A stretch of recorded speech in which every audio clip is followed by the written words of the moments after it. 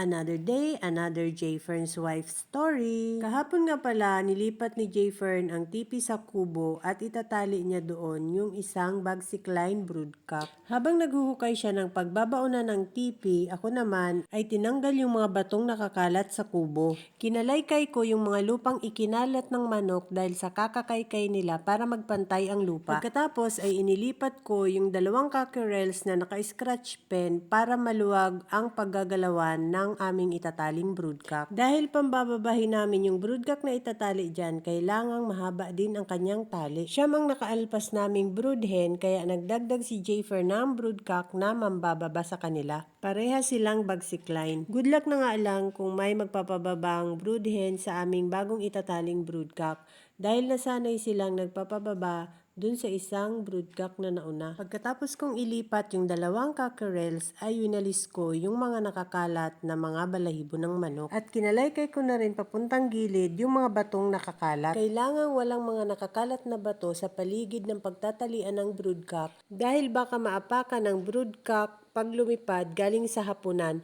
mapipilay ang manok. Inipod ko pa sa tabi yung dalawang natirang cockerels sa scratch pen para mas tumuwang pa yung space na paggagalawa ng nakataling broodcock para maayos siyang makapambaba sa mga broodhen kapag may mga broodhen na aali-aligid sa kanya. Nung naitayo na ni Jayfern ang tipi, pinakuha niya sa akin yung lubid na gagawin niyang loop. Diyan niya itatali yung lubid na talian ng manok. At yan, sinukat na ni Jayfern kung gaano kahabang tali ang gagawin niya sa manok. Ako naman ay nagwalis muna ulit dahil madami na namang laglag na dahon ng mangga. Pagkatapos kong magwalis ay dinisinfect ko muna ang kubo. Kailangang i-disinfect muna ang kubo dahil pinaglagyan ko yon ng mga naka-scratch pen na baby stag. Bago ko i-disinfect, tinanggal ko muna ang mga patukaan ng manok. Winalis ko muna ulit ang mga batong maliliit para maaliwalas at malinis tingnan ang kubo. Kumuha na nga ako ng isang balding tubig at nilagyan ko ng chlorine. Yun ang pinang-disinfect ko sa kubo. Dito sa paligid ng tipi ang una kong dinisinfect. Dahil dyan malimit ang galawan ng itatali naming broodcock. Tinapangan ko na ang chlorine na nilagay ko sa isang balding tubig. Isinaboy ko na lang ng isinaboy ang disinfectant hanggang sa mabasa ang lahat ng lupa sa ilalim ng kubo.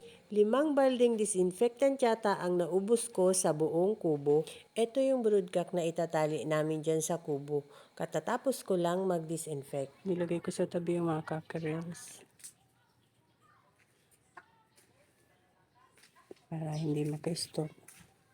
Nangingitlog uling inahin. Ando na ulit. Hindi yan ang itlog kahapon. Ngayon nangingitlog na yan. Hinintay lang naming medyo matuyo-tuyo na ang lupa bago namin itinali yung broodcock. Pagkatapos ay tinurukan muna ni Jayfer ng 0.5 ml na multivitamins ang broodcock na itatali. At yan, itinali na sa tipi. Hapon mo ni para masanay.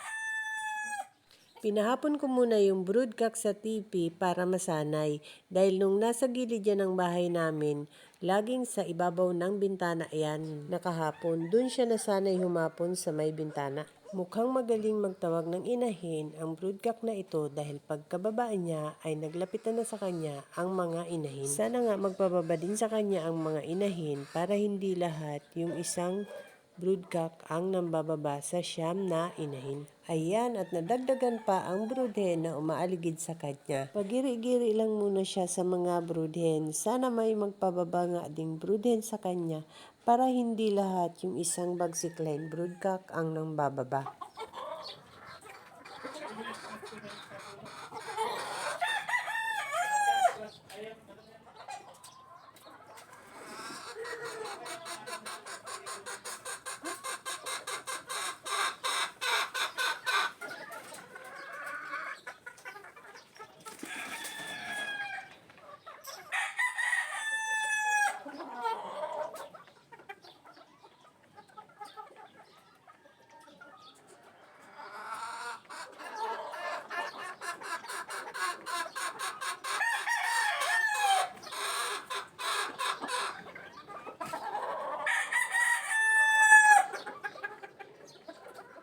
That's all guys. Thank you so much for watching. Please like, share, and follow for more.